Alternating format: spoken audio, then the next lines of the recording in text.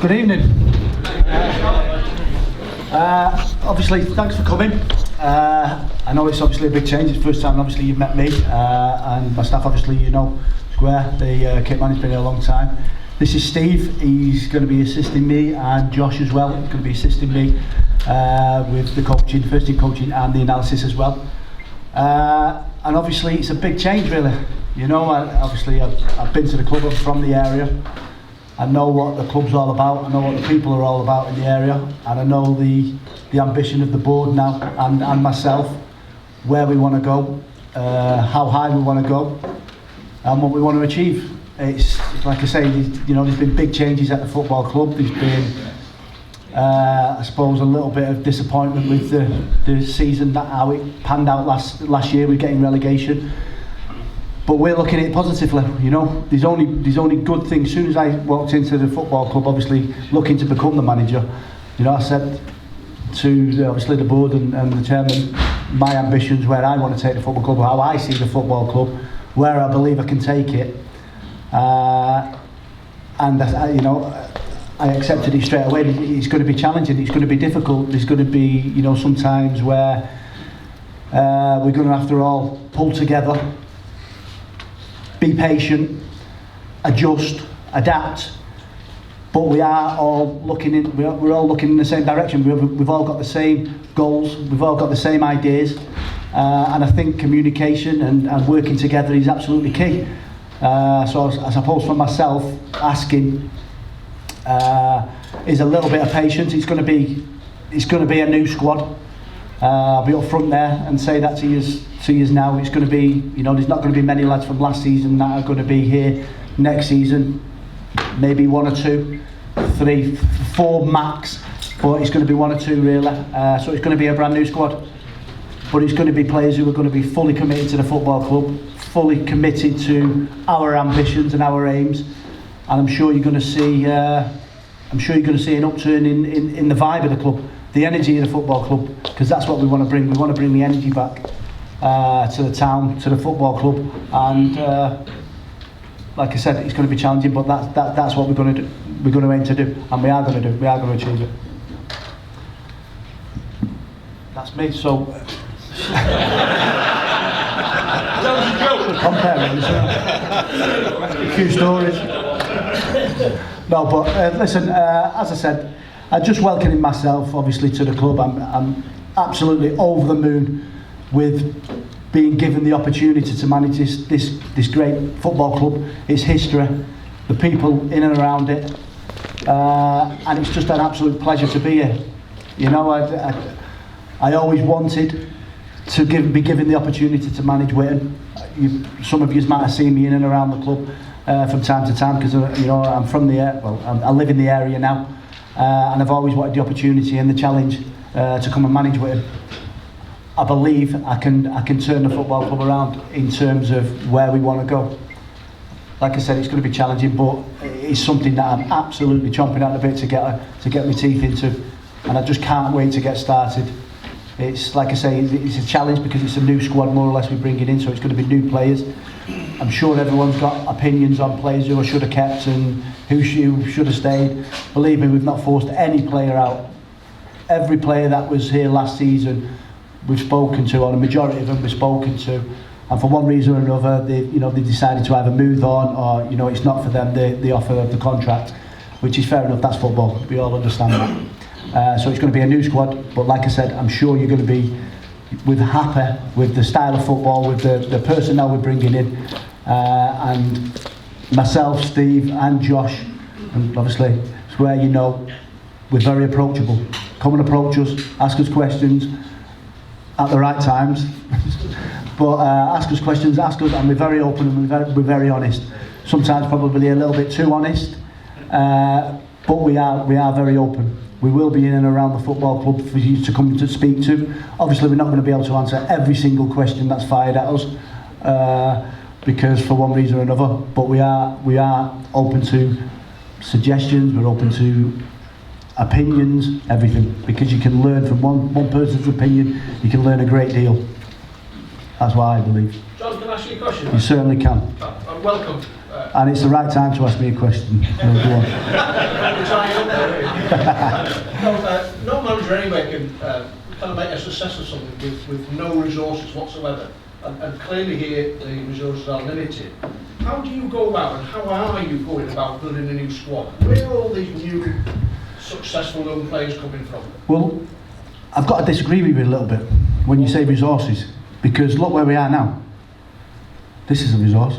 Look at the pitch. Look at the stadium. Look at the infrastructure. That's a resource. As soon as you're driving, as soon as you turn off that road and you drive down there, that for me lifts me. My shoulders go back, my chest goes out, my head goes up, and I think to myself, I fancy this. So that's a resource. You know, that's a massive pull. When you see his coaching, that's a pull as well. You're all meant to laugh at that, by the way. Sorry, we'll get going in a minute. We'll get it going in a minute. No, but you know, that's where I've got to disagree. You know, in the best of terms, because I think that's a massive resource. I think it's a massive pull. You know, I know it's been a bit indifferent over the last couple of years, but coming to this football club, every time I've come here as a supporter, I've really enjoyed my time. I've really enjoyed coming into the stadium. I've really enjoyed driving down there, walking out. So now to manage it, that's a big pull for me. You know, so it's got to be a big pull for any player. And if any player doesn't see it like that, then they won't be playing. Because they're not that type of player. It has got to have a lot to do with your previous history in the football world, it has to. Well, with the people that want to come here to play. Well, maybe. You know, I can't speak for anybody else, you know, because I'm not in their mind. All I can say to you is I can give them my vision of what I see Witton football, Witton Albion, and then if they want to believe in it, if they want to follow me on that journey, so be it. Because come along for the journey, because I'm telling you, we're going to create memories. And football's about creating memories. You can earn as much money as you want and have absolutely nothing. You know, you can have little and have the greatest football memories in this room. You know, and football's about creating memories. And what better place to create memories? You know, I mean, it's got a fantastic history, this football club. But we've got to create our own memories now. We've got to create our own vision out there. And like I say, it's going to be challenging. It's going to be difficult. But we're more than up for the challenge of doing it, and we want you all to come along with the journey with us. You know, I only said, and I might be talking a little bit stupidly here, but I was only talking to Josh and Steve out there, and I said, listen, what I see here, and my vision now, I can picture it, is a fantastic FA Cup. When the cameras are here and the fans are all climbing over the wall, well, paying, but climbing on the wall. You know? But that's a memory, isn't it? That's what we've got to create. We've got to create them memories and have them pictures in our minds for forever how long. You know, and that's a resource. Yeah, well done, mate. Yeah. Anybody? I've got a question for you, mate. Yeah. Touching on last season, out of all the players that are left, I can probably only think of maybe 3 that I want to stay. They're the ones we signed in. Can you give us some idea? It's probably James Lowry, JJ, Cesar, and maybe Joe Muswali. Our goalkeeper, let's see him over again.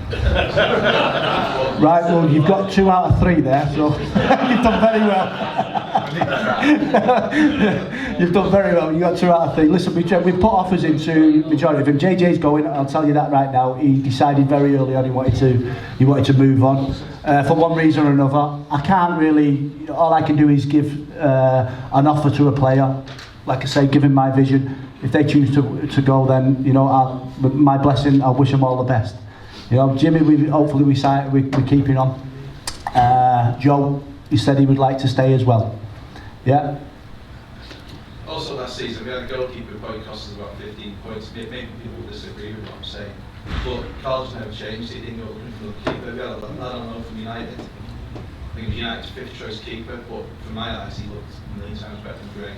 The question is, if someone's basically shit, you're going to change him. He kept playing Greg all the time. He's all over, mate. So.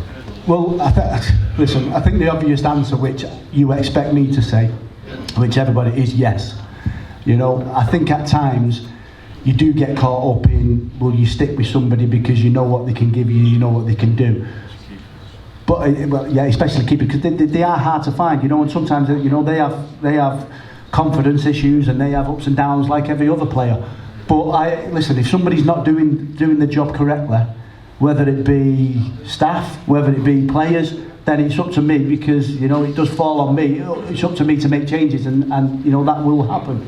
That's, you know, it's inevitable that. And listen, the players that we're bringing in, we're very aware of them. We've worked with them before. We know what we're going to get, and they know us as well. So they know if they're not performing and they're not doing what we're asking and what is expected of this football club, they won't be playing for this football club. It's as simple as that, really. Yes.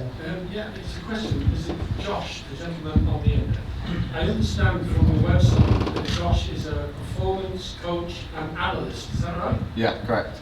I'm struggling to understand exactly what that role is. Yeah. We've never had the luxury of something like that ever before. Yeah. Well, from my own perspective, so I've studied in it at a professional level. I've travelled the world, done quite a lot in UK, a lot of different clubs, and the potential for me was the route I took within my studies was to become a performance analyst at a professional football club. Now, I'm quite fortunate that my career is quite a strong one in the commercial world and working with data and strategy and everything that in the commercial world. So the financial opportunity was better to stay out of football in that regard. The other side of it though, and this is a really important point, and when I started working with John 4 or 5 years ago, was that from my own perspective in where I wanted to take performance analysis was that if you've got a analyst in football as it is now, you could have the Norwich analyst will do exactly the same work, the same stuff in a room with all these computers and all this data the same way as the Man United one would. Now for me, there's a detraction there from actually then how does that coach and how does that transpire to the players? What John allowed me to do, and why I think it's great that to be at this level, is that how you use that data and how that can be applied to then make players and individuals better on a face-to-face basis, whether it's in training or whether it's as part of the match day and part of that involvement. So from my own perspective, it's taking all of that understanding, all of that learning and all that coaching ability, but take it on a personal level and get to work with the players day to day. The players that you'll see come in, like John said, I've worked with many of them before. They understand where I'm getting from. The key thing though, and the real point here, is you can have all of the data, all of the analysis and all the study, but if you can't get the message through to the players, and that doesn't, and it's not just all about analysis and technical coaching and all of that side of stuff, it's also about the psychology of players and the attitude and how they buy in to not only what I'm saying, Steve, John, everybody in the support staff, that can be applied on the pitch. So there's all of this. I think the big thing here, when we're talking about the resource from my own perspective, is the one thing of all these resources and all these big, as you come in here, and I felt exactly as John was saying and Steve did as well, one thing potential will bring you is pressure. Now, there's a kind of pressure now we've got this season that this club might not have felt for some time, and that becomes we're a big fish now, and with these resources and when people turn up here and they see this pitch, we're a big fish. Now, the reason that links to your question there is because then how do we apply that in that if players that want to come here and they want to learn and they want to be better and they don't think they're bigger than anything that's here, now they've got to work and they've got to prove themselves and they've got to buy into that pressure, and the work that I will do with them is part of that process. So it isn't just numbers and data and all the stuff when you see the TV and all like what's the common thing.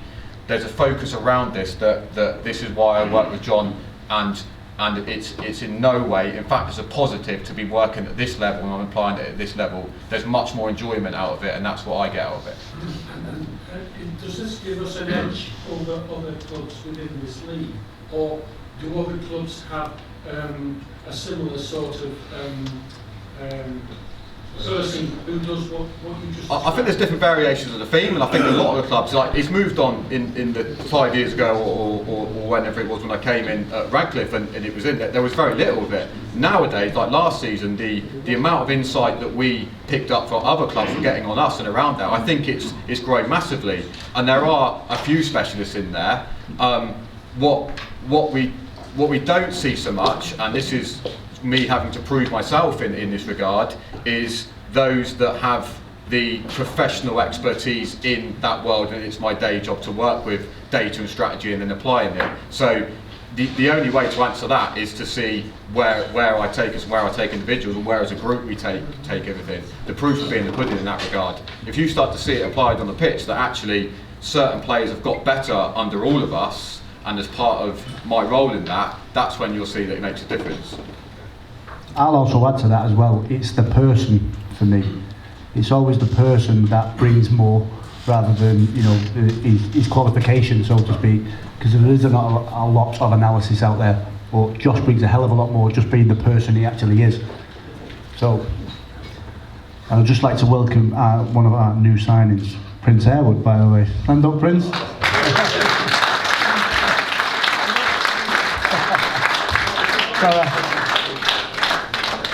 I'm sure you don't know him anyway, don't you?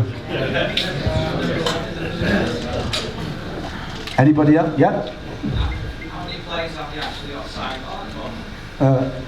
One. Yeah, no, but we've got 9 lads signed, or about to sign, all committed to the football club, and we've got 4 or 5 more that we're in talks to, and then we're going to rotate it through pre-season and have a look at a few more, to see where we're up to. But like I said, it is a rebuilding. It is kind of looking at a whole new squad. So there is going to be new faces in and around. But I'm sure you're going to be happy with what we're trying to build. Question about using your contacts. Are you going to be trying to look at some young known players from Football League? I think everybody always. I think every football club always does that. I think the difficulty with, I will be using contacts, yes, and so will Steve as well, with his contacts in the game. But the trouble is we've got to bring the right type of player in.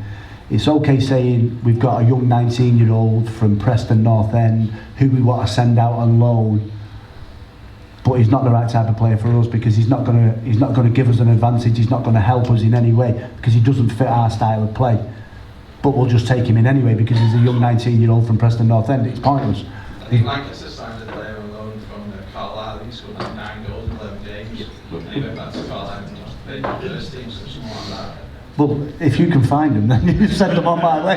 But no, honest, yes. To your answer, yes, we are going to be looking to bring lads in on loan. We've done it before. We've used it very successfully before with football clubs. But once again, I think it's bringing the right type of player in because we as you may well know, when you're a manager, you get thrown hundreds of players. You know, like you're from agents, from different players, from football clubs. So it's about finding that right balance and the right type of player and the right type of character that's going to fit into the squad and going to fit into the football club. What size of squad are you looking for? I'm looking for about 17, 18. Right, I was going to say, in order for you to rotate, Yes. COVID injuries or whatever. Yeah, well, I mean, sometimes it's day to day. Listen, if you're going to get an injury and he's injured for one game, you can grin and bear it, can't you, and just put somebody else in his position. If the lad's going to be injured for 3 or 4 months, you've got to go out and look again then. You know, but that person's going to step out and somebody's going to step in. But I don't want a massive squad. I've never been a big believer of squads of 22, 23, 24. You know, I want a good group that are all together, and you know, it's going to have a lot of characters in there. You know, that's got 17, 18 max. Look here, we had 11 players last year. Well, exactly. What's your difficult to say about, you know, put the stamp on what you want next year? Have you got a name? Have you got something in your head where you want to get to next year? Yeah. Are you talking definite promotion or? I can't say definite promotion. No. I want promotion. I think everybody wants, but I think it's crazy when people say to you, well, you know, what do you want to do? Oh, we just want to consolidate. We just want to, you know. Well, it's crazy. You've always got to try and achieve things. You've always got to try and win every football match. You're training, you want to win football matches. You've got to win it on a Saturday and a Tuesday. So, do we want promotion? Absolutely. Is it achievable? Absolutely. Is it likely? Who knows? But we're going to aim for it. You know, that's what we've got to do, you know. John, what can you tell us about the style of play that you want to adopt at Witton next year? Well, I want to play, and my style of play is, I don't really think in terms of style of play what it is. There is a right formula. I like my teams to be very adaptable, you know, because situations and circumstances change all the time. But with the squad that I'm trying to get, you know, are we going to try and play football? Absolutely. Are we going to try and win football matches? Absolutely. Are we going to try and have clean sheets? Yeah, because that's how you win football matches. You know, in terms of if you like to say, are you going to try and play long ball? Well, no. Are you going to try and play Pep Guardiola's way where you're passing everything? Well, if we can, yeah. But, you know, we've got to be very adaptable in our style. But I want to build a squad that's going to have a lot of characters in it, a lot of people who are going to be very approachable, but leaders as well. You know, I want, like I say, I want to create them memories, and when you do that, you have to have a good group. And to have a good group like that, you're going to get players who are going to be playing 30, 35 plus games a season. You know, so they're going to play attractive football. You know, am I going to try and play attacking style football? Yeah, absolutely, because I think every team's got to do that. But you've also got to be defensive as well. I think it's division as well. We know this division really well, and particularly the 6 or so months we were in this, came back into this division last year, was that you see that there's a lot of teams in this league that have been in it for a long time, some 10, 15, maybe even longer, and they're the teams that on their day can be quite dangerous. They're always going to think mid to lower table. They're never going to go down, they're never going to go up, but that's a real challenge in this division especially. So the adaptability thing really is the key in that regard, because what a lot of those teams will do is that they will try and drag you down to their level, because they know this division, a lot of their players have been in this division, they'll try and drag you down to that. So you can be really attacking against those teams, but if you get bogged down in a battle with those teams, they're always going to win. So that adaptability to adapt to situations within a game and over a period of games is really, really, really key in this division. You can't underestimate it. Come on, somebody ask Steve a question. Please. How do you two work together? When you're on a training pitch, what is the... They're like a married couple. They're like an old married couple. There's always moaning. Go on. Well, we've worked together a long time. Yeah, we first started when we was coaches at the academy at Oldham, and obviously I got the job at Redcliffe, and then I took Steve with me because I'd seen his qualities as a coach, and developing especially young players, young talented players. So how we work together is basically he tells me, I say what I want training to look like. He tries to tell me what he's doing, and I say, just go and do it, Steve, because he's pointless writing it to me, because it means nothing to me on a piece of paper. Just go and show me. But we work very closely. We speak regular. We're talking, well, we're in communications, the three of us, constantly about different players, about different styles, about adapting, like Josh has just said. And Steve's forte, he's obviously on the training pitch and in and around, speaking to players and being, like I said, approachable. And honest, but we do work very, like I say, we do work very closely together in trying to achieve the same goal, and we have got the same ideas and the same beliefs and the same way of playing football and the same way of treating people. So that's, I think that's really important, that when you have your staff, when you have people in and around you, you've got to have the people who you trust, who you know that'll have your back. And also you both know what you want to do and what you want to achieve, you know. And I mean, like I say, me and Steve we've known each other a long time, and that's what we do. That's how we work. It'd be really interesting, really entertaining if we did that thing that, you know, that Salford City did with me. The cameras were in and watched you through a season. That would be top here.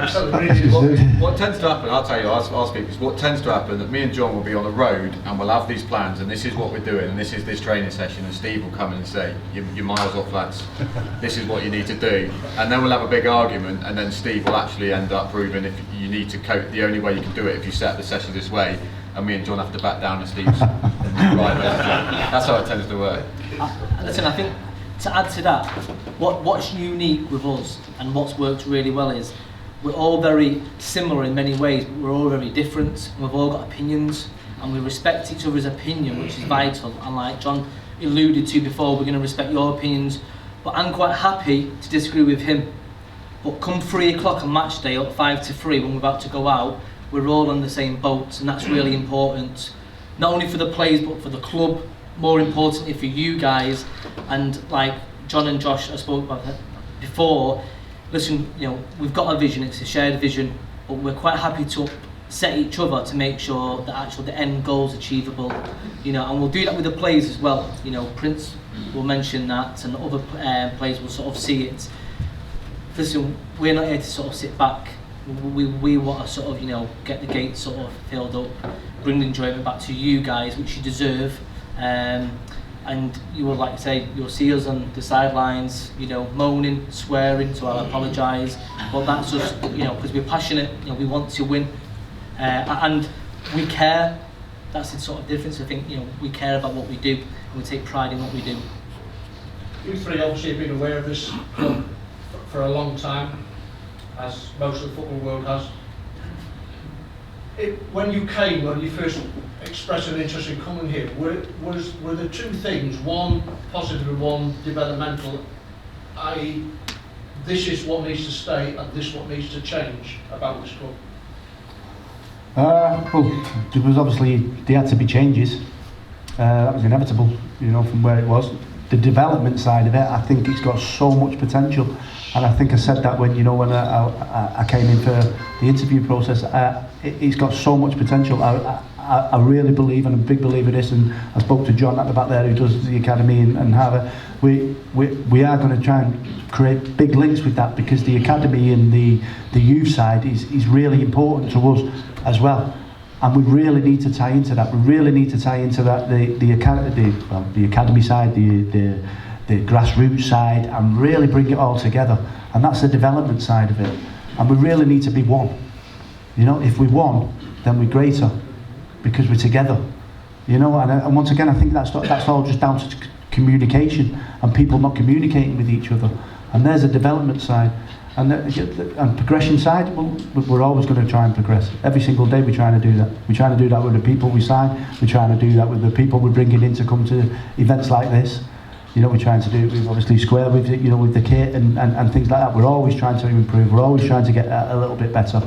Is it going to be challenging, obviously, because of the situation this season? Well, yeah, it's going to be challenging, but these challenges are what we all work together to try to overcome. And, you know, it's no different next season.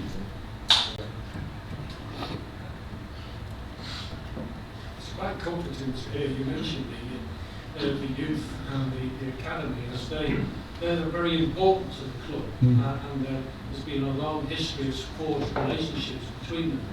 Is it your view that, the way I understand that, if an academy player or a youth player in the 17, 18s or whatever, the youth team, if they're good enough, are you of the opinion to bring them on, to train them further with the potential of joining you for some first team matches? 1,000,000%.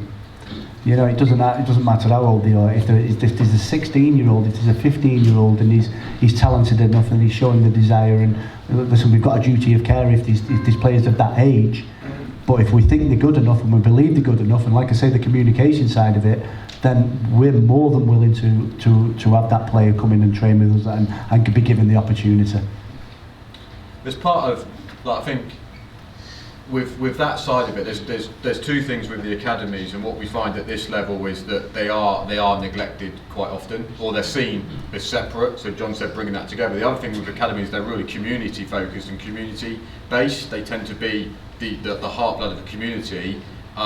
So from a players and bringing a player through's perspective, one of John's big strengths is that, yes, you've got to be good enough and you've got to be up to the standard, and you've got to earn your place and be part of that step up.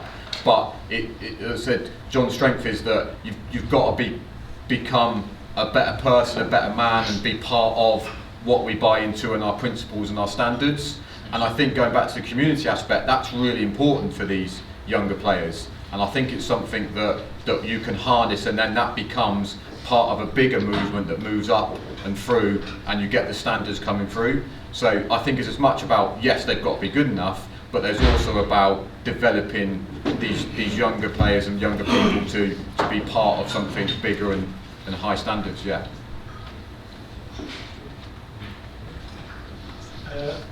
How big a responsibility is it put on your captain? And also, is there no chance of you, with your contractors, getting a football league club down there for pre-season friendly? I'll answer the second question first, if that's okay. The difficulty with that is it's very late on, so a lot of them football clubs would have already arranged their friendlies, you know. So that would have been difficult. Come next season when we're promoted and we're in a different division, that'll be a lot easier because we'll start it very early. Yeah. No, but listen, I think the captain is a very important aspect because he's obviously the leader on the pitch. He's the one who takes good forward. He's the one to communicate. But I'm a big believer, and I always have been, is, listen, you can wear the armband, but I want 3, 4, 5, 6 captains in my team. You know, they might not have the armband, but they're still leaders, they're still captains, and they're still running the club, and they're still coming in here and representing the football club and representing the players and representing us as staff as well. So I'm a big believer in that as well. But that's why I want to bring in leaders and characters into Witton.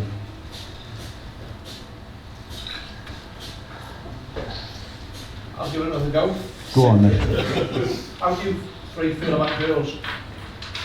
I'm not sure how to answer that one, but We're all married. It's a lot of football clubs these days. I think there's a huge emphasis on the yeah, I think I know where you're coming from. inside the community. Yeah, I think I know where you're coming from there, and we've already spoken about this. Maybe obviously John and stuff, and there is a potential and a possibility of us looking to try to incorporate a girls' side as well. Listen, that once again, that's a development stage, and that's going to take a lot of hard work.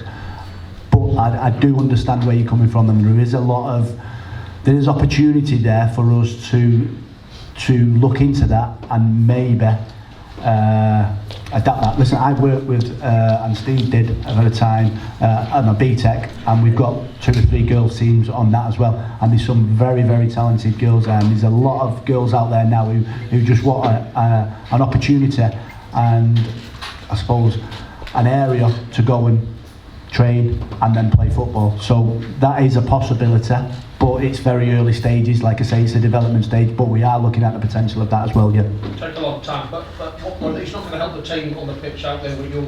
You never know. You never know. It's fantastic for the community thing, isn't it? Yes, exactly. And the profile of the club. Exactly, and you know that's something that we've got to look at, and we've got to look at seriously because it is fantastic for the area. You know, we want to be, and once again, if we do that, which we are looking to try, but it's early stages, we want to do it correctly. You know, we don't just want to do it and just throw it out there and you know, not really take care of it.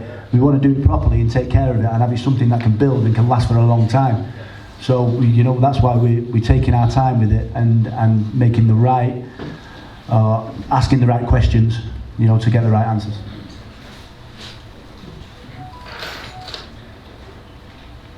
This is nearly done. No more. Oh, here we go. 25th of June, comedy evening. Buy your tickets here, guys. Come and get 'em. You heard it here first. Come and get 'em. Hey, you heard it here first.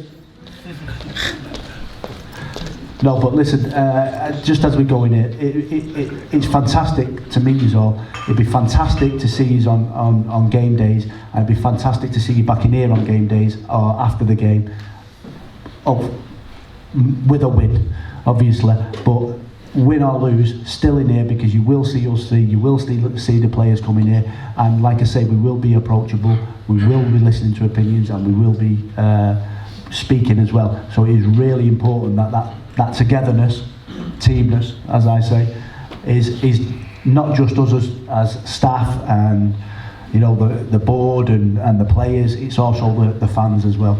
That's a real big thing for us as well, because it is so important that we've got everybody together and we're all in it together. And like I said, we're all in here talking, communicating. Do you want 3 tickets then? Yeah.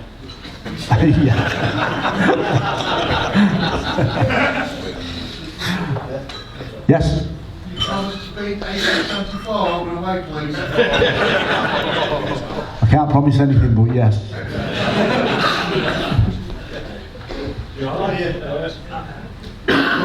do you manage contract players? How many of them you think you want to do? At the moment, none, because we've only signed one. So, no, listen, we're looking into it. It's not something that I suppose is really right for me to say yet, because obviously with players and stuff, it's not right because it's their contracts, isn't it? So I wouldn't like to do that.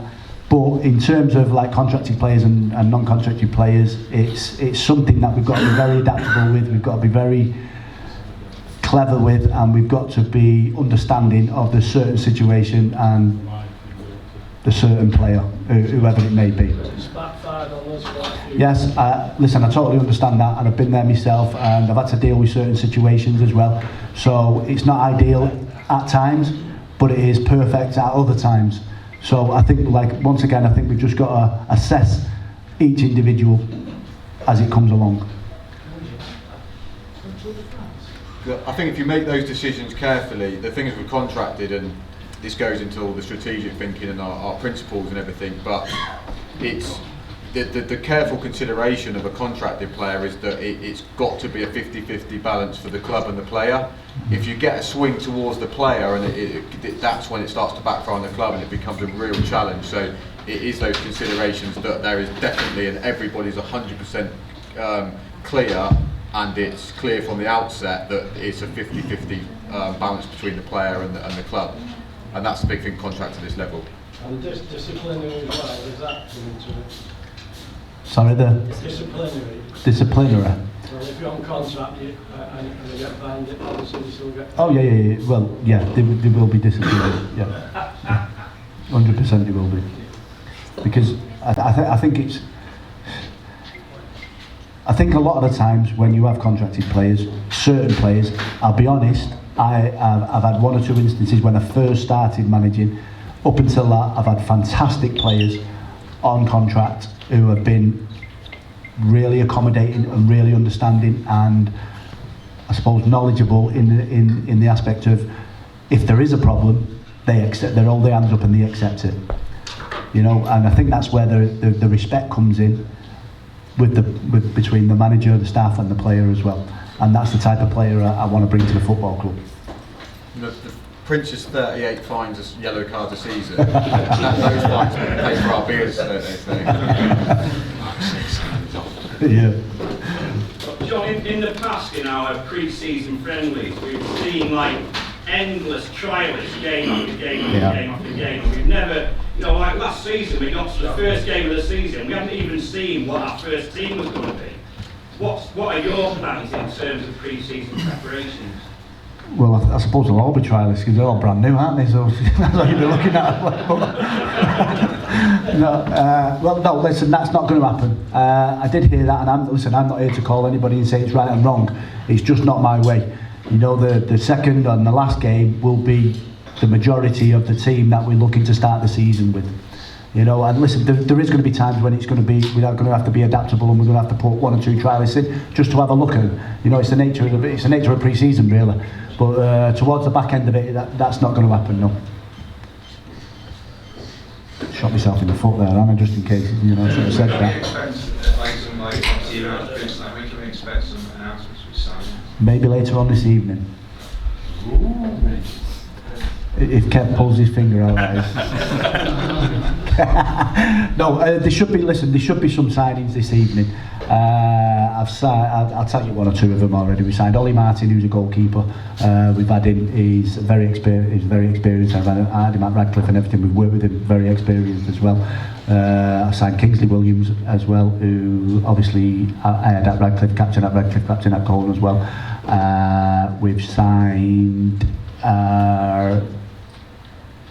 Lee Jackson, centre half, just left from Macclesfield, and then we'll leave the rest.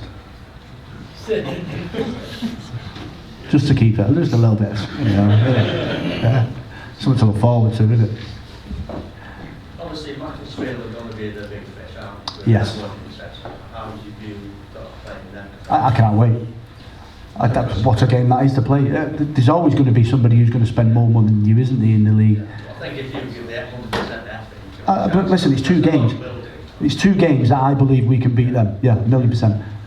And then we've just got to win more games than them in the rest of the season. It's as simple as that. And sometimes, I mean, Macclesfield are going to spend a lot of money on players, so that's the challenge.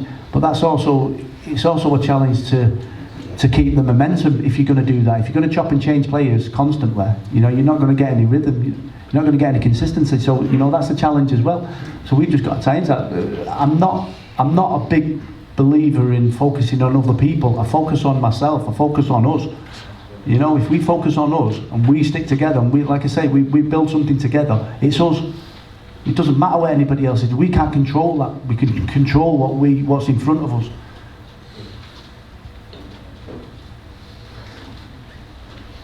Yeah. What's your approach this year going to be to competitions? Once again, exactly the same as any match. Do I want to win every cup that we go into? Absolutely. Why wouldn't you? You want to win every football match. If we can win 40 plus games this season, happy days. We've had a great season. And that includes cup games as well. Is it do I suppose as a manager, do you change sometimes for certain cup games and give other people opportunities? Well, yeah, you've got to do that, and I think it'd be unfair to having a squad and having players on the fringes of squads not to give them an opportunity. And sometimes, at certain times, cup competitions allows you to do that. But do I want to win cup competitions? Absolutely, yeah. What about fitness? How are you on that? I'm not very good at fitness at the minute. I've just started 5Ks again and it's terrible. You mean the team or me? Well, the team, I'm hoping that the team. Listen, the fitness is going to be pre-season, isn't it? That's when you get them really fit. The fitness comes in the games. We've got to do a little work before that. I think every player knows that. Us as staff all know that as well. But do we try and get our teams as fit as anybody else? Yeah, but every team is going to say the same to you. We're the fittest team in the league. It's inevitable. The fittest team in the league is the one that wins the league, isn't it? Because obviously their mentality is a lot stronger than everybody else's. So are we going to aim for that? Yeah, 1,000,000%. I'll just interrupt there. It's an interesting question, the fitness thing. You look at the professional teams, top. Yeah. They go into hospitals and they go on machines and data. How does that compare? How do you do that? How do you gauge people's fitness? Just by if they're bending over, being sick. Listen, on a serious note, to answer that, at the start of the season, we're going to have sort of an in-depth pre-season, which has already been sort of detailed out, and that will have some sort of pre-season testing where we can test them when they come in for the first day pre-season. We can test them again at Christmas and test them at the end of the season. Well, that will involve, like bleep test, yo-yo test. Oh, it's not breathalyzer then, no? No, that's just for the staff. So listen, there's going to be some sort of science base behind it, but we want to do as much as we can with the ball, because that's really sort of important. You can be the fittest person on the planet, on the pitch, but if you can't pass it, we're going to sort of struggle. But listen, with the sort of the knowledge we've got and the knowledge we're going to sort of bring in and utilise, they're going to be really fit. They're going to be monitored throughout the sort of season. Previously we used sort of like GPS vests as well, sort of touch on that, and that's really interesting because Josh is fantastic at that. Sometimes people get caught up and going, oh, he's run 10k, but you're going, right, but where is he running? Is it efficient? Is he running the right areas? I can do 10k, but usually it's recovery running, so it's different. But listen, we've got our ideas, and just the GPS and the technical side, does that involve a cost to the club? It will be. Listen, initially, but we might not even use it. They're sort of discussions later on the line. Listen, again, it's another sort of tool people like to sort of use. A lot of players by themselves, the kit. You can download it onto your sort of phone and use it. But listen, between, like say again, the three of us, we've got a plan for 6 weeks. We're going to monitor it and make sure that come the first game of the season, we're physically prepared, but more importantly, mentally prepared as well for the challenge ahead. pre-season in Portugal or something like that? Yeah, well, Cyprus. Barbary Graham's Bar. just arranged. Oh, Barbary Bar. It's not quite Iron Apple though, is it? It could be. It could be.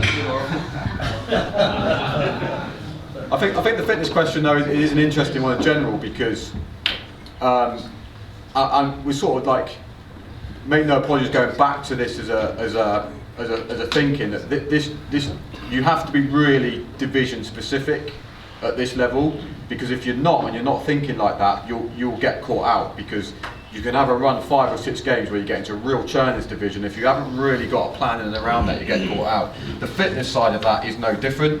And what is division specific in that regard is there's a functional fitness there. How we monitor that, it'll be partly through GPSs, but it'll be also understanding a player will have a role within that team and they need to perform at that role and to that standard and what we'd expect of them, either as their role as an individual, their role as an individual as part of their positioning, and their role as the wider team and in that approach to the game. If they're not providing that, it won't be. If it's down to their fitness, then we'll deal with that. The majority of the time, what you find at this level, it's down to mental fitness and commitment and attitude, and that constant that you have to be a 7, 8, 9 out of 10 every game at this level, because you'll get caught out. Because you get very few that are at this level that are a couple of standards above where they can cruise. You can't cruise at this level. You'll get the odd player that will be able to do that. Macclesfield might have a few that can do that, but there's very few. They're in the lower percentages. So it's an attitudinal thing as well as a fitness thing, but it's an interesting concept, as you'll see as we work through, as that's part of our thinking going forward. Yeah. Just talking about the costs of the club, if anybody would like to help out, there's also a comedy vocalist on the 27th of July. I also have tickets for that, guys. Just buy the new kit instead. Another question for you, John. Yep. Obviously, when you're not coaching and managing the team, will you guys be out scouting at like North West Counties, that sort of level? Yeah. Or? I think we're always. I think you're always doing that anyway. You know, every game we go to, we've got a lot of people who's helping out, who's going to watch certain games for us and so on. And once again, I think it's important that we utilise yous as fans as well. You know, if yous are at football matches, if yous are at games and you see certain individuals, all it is a conversation. Oh, I've seen this lad, John Smith. I've seen John Smith down there. It might be in passing, but then that John Smith's in my mind, and I can just go and think, oh, I've heard about this John Smith. Someone mentioned him. Oh, so you know, it's important about that as well. I was saying on the town, and we went there a couple of Thursdays just to watch him, just together with my wife. But there's the 2 players, a striker and a winger. And honestly, I've been watching this team since like mid-90s, and I thought both of them could play in no problems. Yeah. Honestly, I know it's like 2 leagues below. I'm only a youth football coach. Yeah. But I just generally thought, yeah. why can't we give these sort of lads a chance? Yeah. Just give them a training, see how we go. Yeah, and I'm totally aware of that. And once again, that's just conversation, and that's just communication between ourselves. And it might be an opportunity for us to sign someone. It might just be, no, sorry, we're not really looking for that. But it's communication. And I think communication is key between us all. John, what kind of manager are in the dressing room here? Throwing teacups about or hair dryer? No, I'm not. No and yes is the answer. I think sometimes when you, Prince will know anyway. I don't shout. I think sometimes you need to raise your voice, put it like that. And other times you don't. You need to be calm and collective, and you need to get your message across to the players of this is what you need to do, and this is not right, and this is how we should be doing things, and how you should be approaching it. Other times, you might hear 1 or 2 shouts, but that's football, isn't it? I wouldn't say I'm one or the other. I'm a bit like my team. I'm adaptable. You're not good cop, bad cop? No, not really. No comment, that's what it means. Come on. Yeah. Is that it? No more? well, once again, last one. When will you start training, John? The 28th, we start in training. We may be doing an open session, so to speak, for 1 or 2 on the 25th on the Saturday, but we're starting training. Pre-season training is starting on the 28th of June. Tuesday the 28th of June, and there's a comedy night coming up as well, isn't there? Oh, you better push your strips then. Push your comedy night. Plenty of tickets here. Yeah, no, but he's starting on the 28th. But once again, I want to thank you all for coming, listening to us waffle on, and honestly, I can't wait to get started. And I'll speak for Steve and Josh. We're so excited and we're so privileged to be at this football club, and we just want to help you get back that feeling again of winning mentality and what a great football club and what a great town this is, and build it and start building something and creating them memories again. What a great team. And what a great team. Thank you.